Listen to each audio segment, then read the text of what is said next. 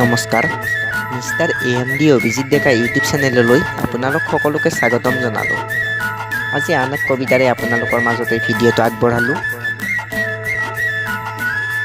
ভৱেশ দত্তৰ ৰচনাৰে আৰু অভিজিত ডেকাৰ আবৃত্তিৰে আন এক সুন্দৰ কবিতাৰ শিৰোনাম সঁচাকৈ।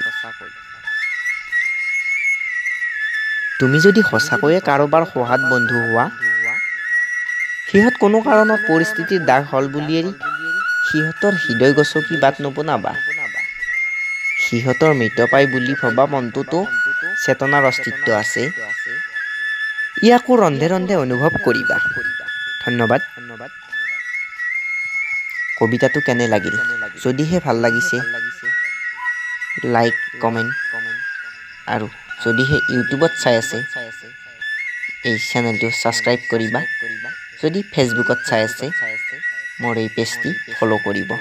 ধন্যবাদ। জয় আই অসম।